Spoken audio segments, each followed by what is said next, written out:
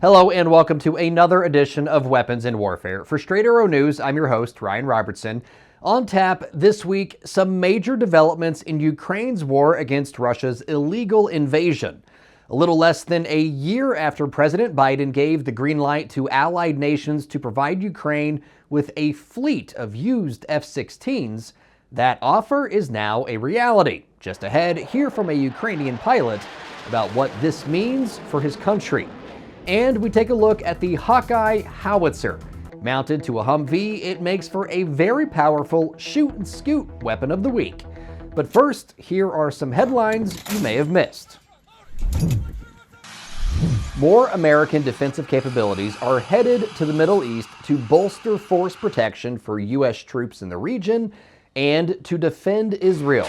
According to Deputy Pentagon Press Secretary Sabrina Singh, the deployment is in response to continued threats from Iran and Iranian-backed militias. As you know, and as we've demonstrated since October and again in April, the United States' global defense is dynamic, and the department retains the capability to deploy on short notice to meet evolving national security threats. Which units and equipment will be deployed remains to be seen as of press time, but Singh stressed any capabilities will be purely defensive and will send a message of deterrence.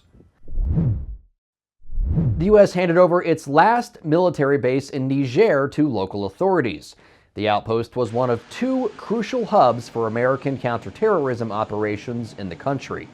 The handing over of Air Base 201 in the city of Agadez came after U.S. troops withdrew last month from Air Base 101, a small drone base in Niger's capital of Niamey.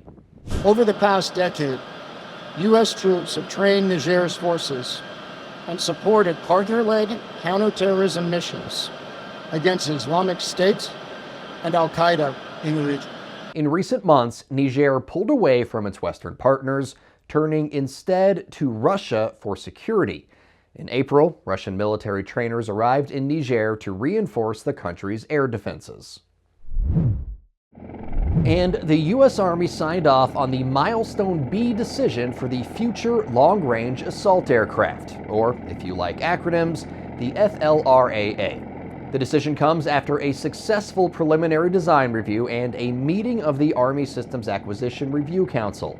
Milestone B allows the Army to exercise contract options and continue developing the aircraft as it enters the engineering and manufacturing development phase.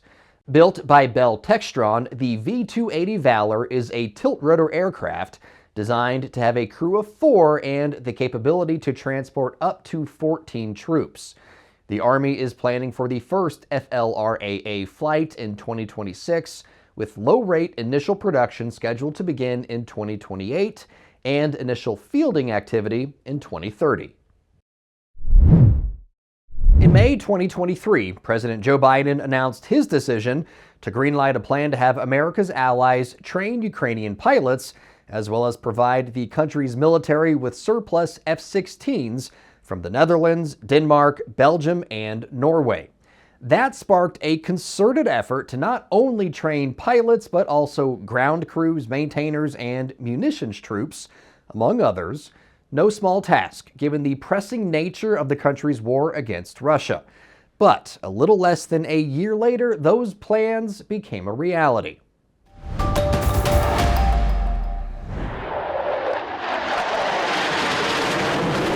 The arrival of F-16s in Ukraine is arguably one of the biggest developments in that country's defense since Russia's illegal invasion in February 2022. Я пишаюсь усіма нашими хлопцями, які якісно. I am proud of all our guys who are mastering these planes and have already started using them for our country. Для нашої держави. I thank our team for this important result. Важливий результат. Дякую партнерам, які Thank you to the partners who effectively helped with the F-16 and the first countries that accepted our request for the provision of planes.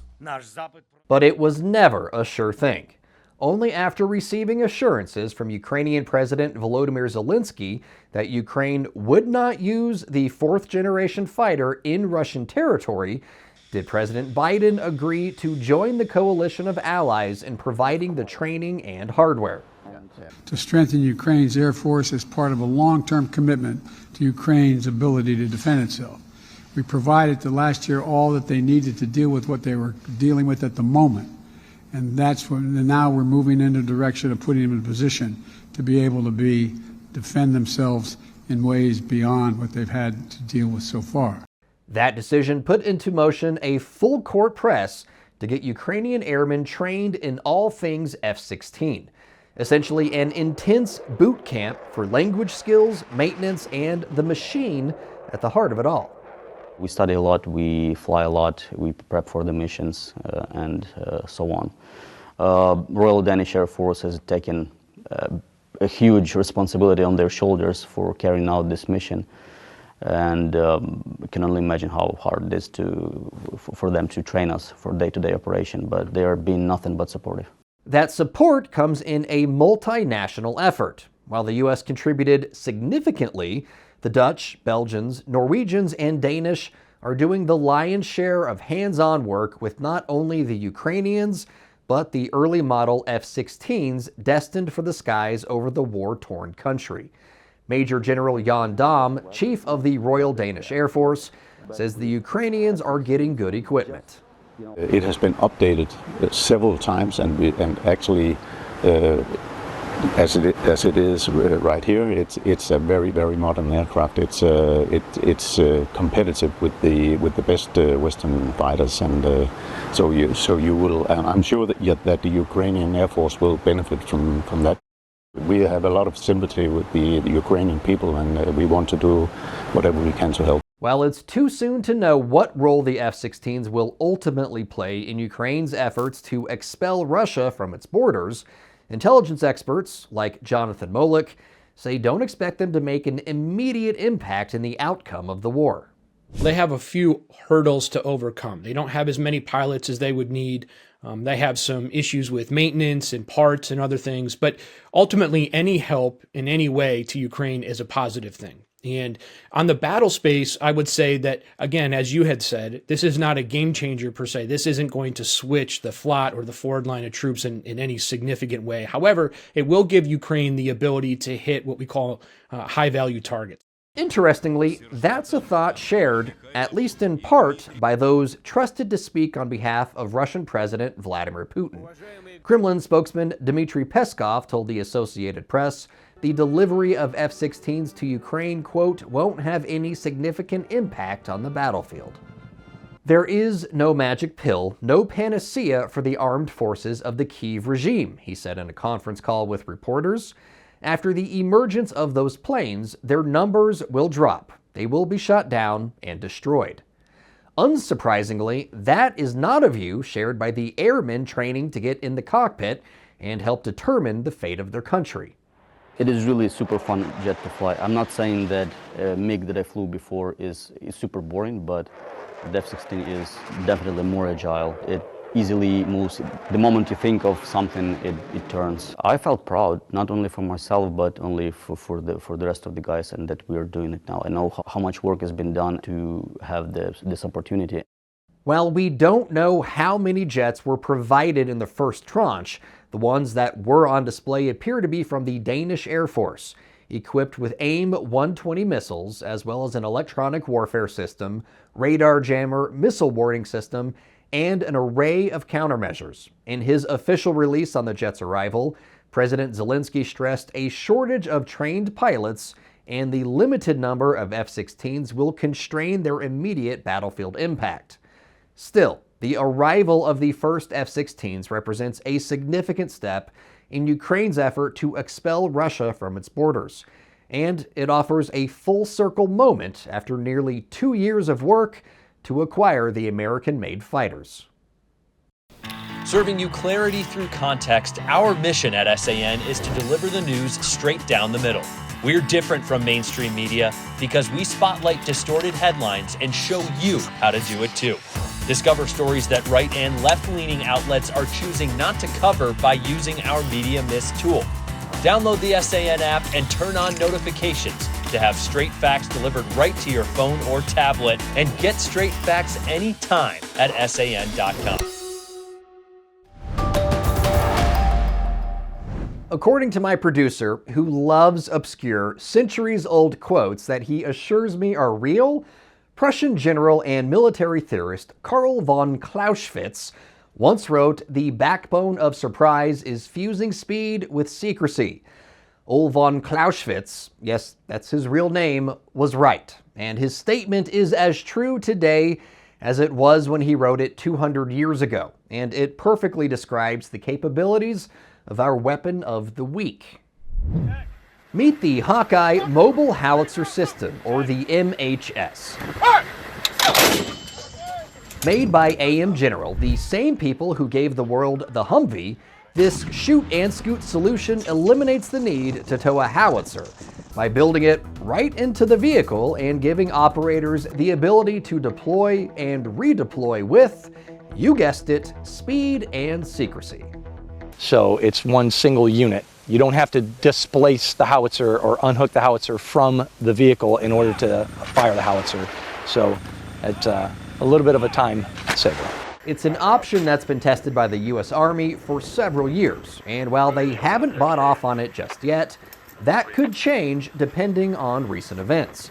Mike Evans, the director of AM General's Soft Recoil Technologies and Fires programs, told an audience at this year's U.S. Field Artillery Association's Fire Symposium the Hawkeye is likely to play a role in Ukraine's war against Russia's illegal invasion.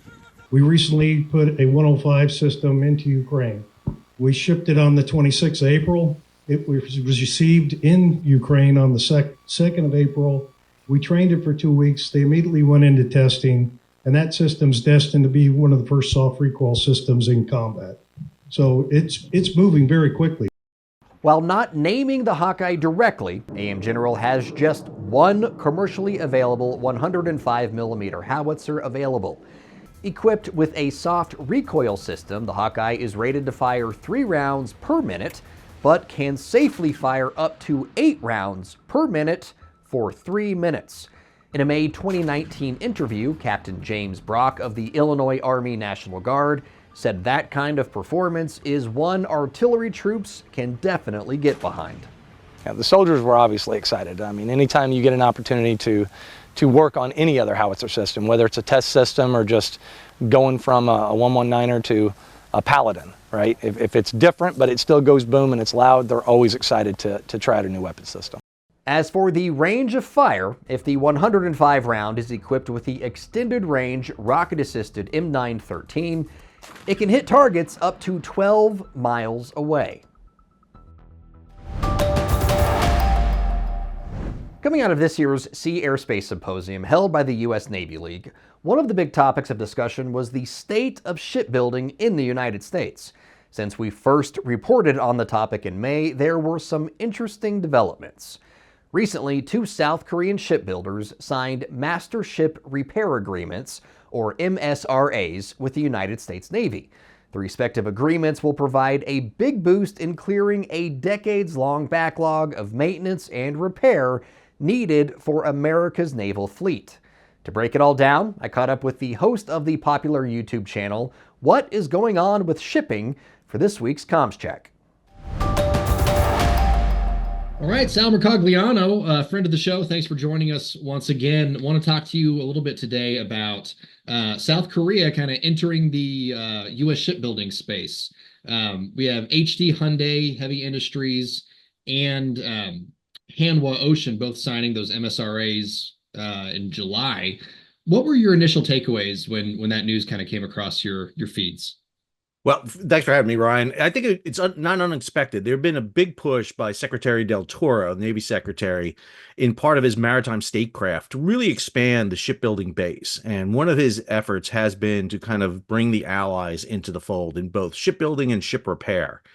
And we've seen elements of that. A recent agreement with India to start doing some ship repair for ships forward-based over in the Fifth Fleet.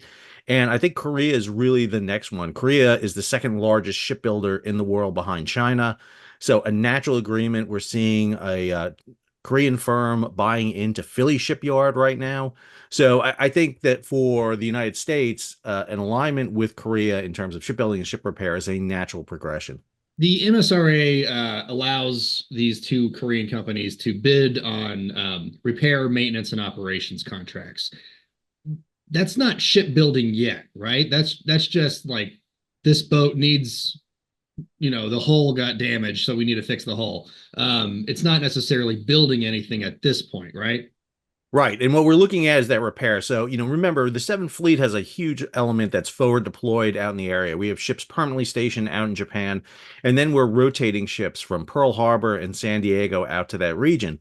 And the availability or the option to do availabilities out in Korea will increase the forward presence. And I think that's what the U.S. is looking at. It's going to be very tough to build up a Navy to compete with the way the Chinese Navy is building right now. They are pumping out ships at a very fast rate. But the option you have is to make the assets you have more deployable. In other words, you can keep them forward deployed for a longer period of time.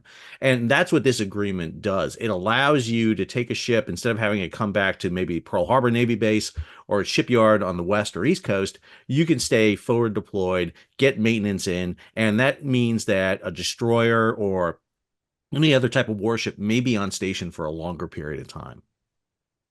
When I was reading the press releases and the statements from both Hanwha and HD Hyundai, if you read between the lines, it's pretty obvious both of these companies want more of their share of U.S. naval shipbuilding and maritime and all that.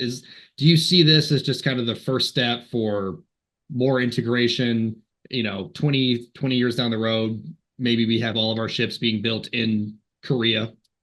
Well, I don't ever foresee all our ships being built overseas. I do foresee the potential of Korea getting into this. Now, Korea has to, Korean shipbuilding is much different than U.S. shipbuilding in many ways. If, one of the problems that the Navy has is, contracting with shipbuilding and ship repair facilities and then changing the work order. That doesn't happen in Korean shipyards. I've been in Korean shipyards. I know Korean shipyards. They don't like that. They don't like kind of ad hoc and playing it by the ear. So that's going to be a big culture issue that's got to be resolved between Korea and the U.S. And I think this is one of those first steps. Let's see how this works. Korea is going to have to work with NAVSEA, Naval Sea Systems Command. That's an entity onto itself. It's a beast within the U.S. Navy. U.S. shipyards are used to working them. Their sole source customer is the U.S. Navy. Korea has options. They're building ships commercially. One of the things that Secretary Del Toro came back from is like, wow, Korean shipyards are building Aegis-class destroyers much cheaper than U.S. shipyards. Well, that's because that Korean shipyard is also building 24 tankers, container ships, and LNG carriers, so their profits aren't based on a single destroyer. And so I think there's going to be an element of culture here that has to be played out. Let's expand on that a little bit more. When you talk about the element of the culture here, is U.S. shipbuilding, the industry as a whole, ripe for some culture change? I think it is. I mean, one of the things that has happened since the 1980s is that U.S. shipbuilding has kind of wholeheartedly embraced U.S. Navy. There was an effort that we eliminated construction subsidies within the United States for commercial shipping, for international trade. So all our ships that are involved in international trade are built overseas. That meant that the shipyards, after the closure of the public Navy yards that used to build ships, they don't do it, they do repairs now. Basically, every U.S. shipyard is now sole sourced with the U.S. Navy. And so that is a big issue. And I think there is an element of culture that can be brought in. I also think diversification is a key thing. I think one of the things that U.S. shipyards can learn is commercial shipbuilding is not a bad thing. It allows you to retain a worker base. It allows you to enhance technology and components. Yes, a container ship is not a Navy destroyer, but you still need to build a hull. You still have machinery elements. There's still some key elements that you can have. So the hope here is that by cross-pollinating Korean shipyards and maybe U.S. shipyards, you get the best of both worlds. Sal Mercogliano, it's been a pleasure as always. Thank you so much for joining us today, and we'll definitely be ringing your bell in the future. Thanks, Ryan. It's great to be with you. All opinions expressed in this segment are solely the opinions of the contributors. Well, that just about does it for us this week at Weapons and Warfare. If you like what you saw, please don't forget to like and subscribe. You can watch the show and follow us at all of the places on your screen now, and you can send us an email to weaponsandwarfare@san.com. Before we end things this week, though, I want to talk about the importance of deterrence. Judging by the comments on some of my stories, a lot of folks, quite frankly, don't seem to understand it. There's usually more than a few people asking why the money spent on weaponry can't be spent on something else. Now, let me be clear. I am not advocating for war, but se vis pacem, para bellum. If you want peace, prepare for war. That's the essence of deterrence within the context of the U.S. military. Maintain a fighting force so powerful, the thought of challenging it would be lunacy, forcing enemies to back down. We saw a microcosm of this idea in action recently when the U.S. Air Force sent a dozen F-22 fighters to the Middle East. The 5th Gen Raptor is the world's premier air superiority fighter. If an aerial dogfight does happen to break out, this thing is a pit bull in a ring of poodles. The last time Iranian pilots encountered an F-22 is the stuff of legend. It happened back in 2013. There was a pair of F-4 Phantoms from the Iranian Air Force tracking an MQ-1 Reaper and were trying to engage it. Well, out of nowhere, these F-4 Phantom pilots heard over their radio an American voice that said, "You ought to go home." The F-22 pilot had maneuvered underneath the Phantom and then behind it without the pilots of the Phantoms ever knowing it. Not a great feeling. And it showed just how overmatched Iran really is against a major military power. Perhaps Iran's supreme leader was pondering this incident when he gave the order to hold off on retaliation for the time being. I mean, Iran was full steam ahead with a plan to attack Israel in a way that would be just enough to hurt, but not enough to cause a regional war. Hours after it was announced F-22s would be sent to the region, Iran started balking. As of this recording, the Ayatollah still hasn't launched a major attack against Israel. Maybe he still will, but that won't change the fact American force posturing had an immediate impact, even if it was just to buy some time in order to get more resources in place. As much as we want to talk about peaceful solutions and diplomacy, those strategies only work when the adversary is also interested in peace and diplomacy. Iran, Russia, North Korea, China, their actions of late prove peace and diplomacy aren't exactly top priorities. So yeah, send in the Raptors. Remind bad actors they ought to go home. For senior producer Brett Baker, video editor Brian Spencer, and graphics designer Dakota Petillo, I'm Ryan Robertson with Straight Arrow News, signing off.